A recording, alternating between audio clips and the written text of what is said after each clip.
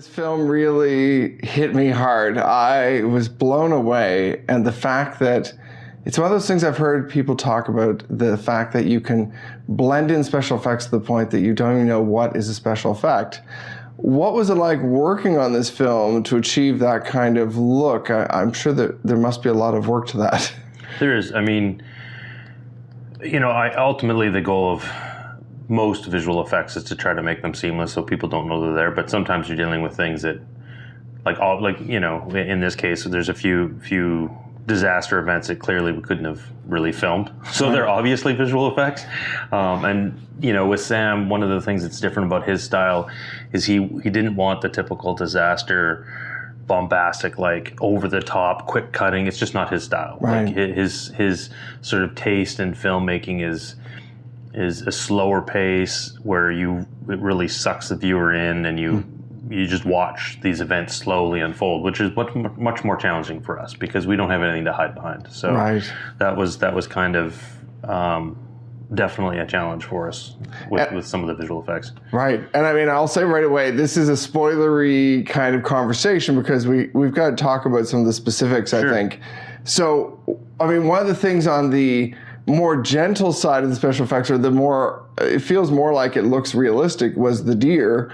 Yep. Versus, some of the things at the end. What did you work on? Like, as a supervisor, how do you bring all that together?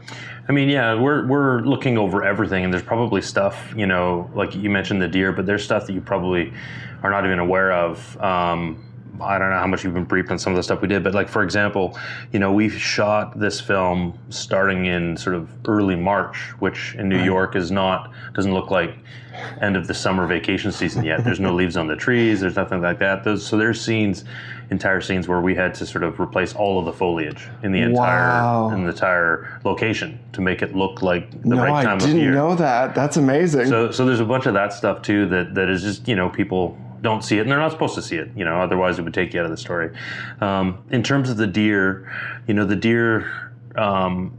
we went to an animal farm. We filmed a whole lot of deer for reference, photography, textures, things like that.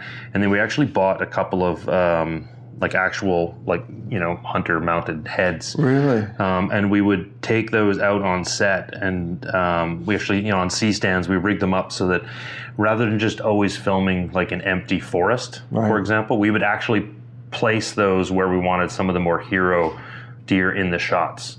Wow. So you've got perfect reference of a real fur and everything else, but beyond that, you're also making camera choices, lighting choices based on an actual subject, the correct subject in the shot. Right. So those things end up helping to the believability later when we put the digital versions in there.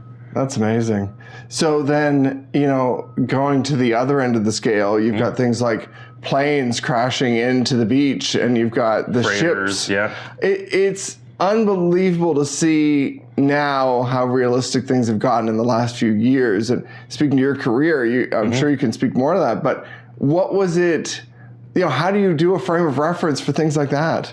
Super hard. There just isn't, you can scour the internet, there just really is not very much footage of ships crashing on beaches or planes. Hopefully not, right? Yeah, exactly. They're interesting that, there are places in the world where they'll run empty freighters up onto the beach. So we found reference to that, but that obviously is not very exciting. And ours wasn't an empty freighter; it was supposed to be filled, so it's heavier, it drives up.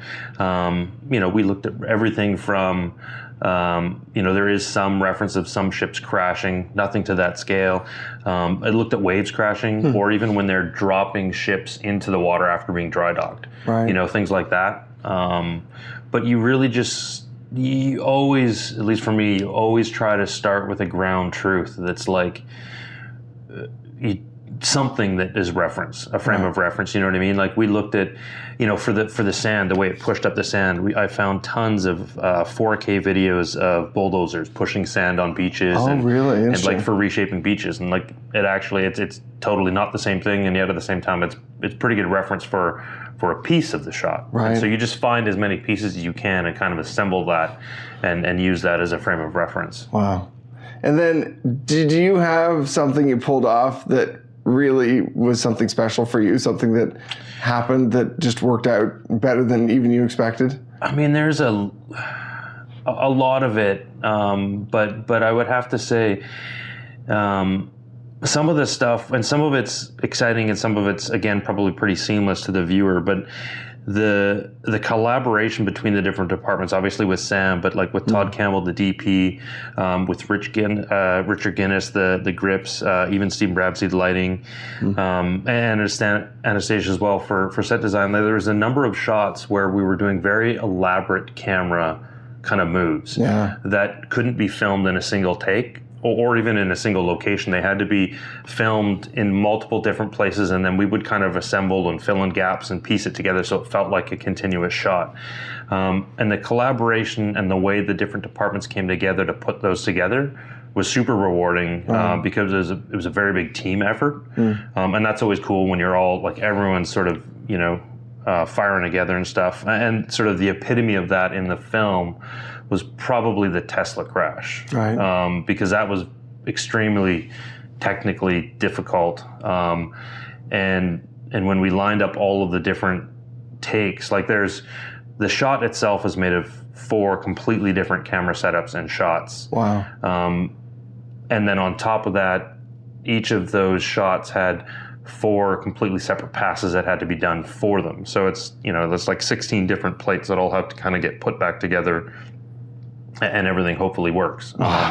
So it was pretty cool. That's amazing. I mean, I even appreciate, is the scene at the beginning where you're going through the car with the camera, I assume that is some sort of special effect as well. So that whole car is just not a car. It's sitting on a trailer. Right. And the family's in it, and the whole side of the car and half of the roof have just been cut off and removed.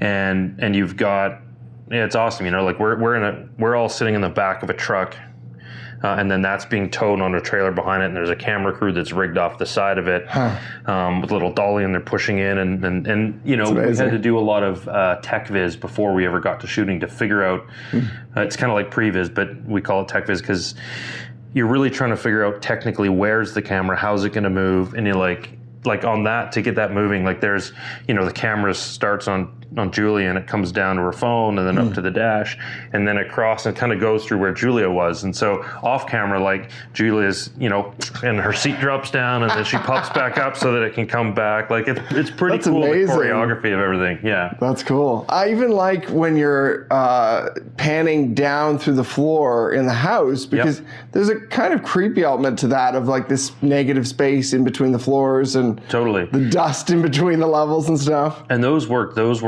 shockingly, like really well. Like it's a little bit of sort of visual effects compositing work to stitch together the 3 plates, because those are our 3 different stages that they were filmed on. We built a little floor, like an actual physical floor in between thing that we would like bolt to the sets and then move the cameras up, and then we'd have to match the speed and the framing between all the different sets, and like, so they blended, but it was a lot of fun. That's cool. Well, you know, the last thing I'll ask you is, in terms of, you know, the movie ends with, you know, a reference to a popular TV show. I'm curious for you, if this is the end of the world for you, what would the thing be on the TV that you'd be watching if you're stuck in front of a TV? I just don't think I'd be watching TV. Exactly, right? I don't know. I hope I wouldn't be watching TV. I'd hope I'm just sitting around with my family hanging out. Right. Shoot, I don't know what I would be watching on TV.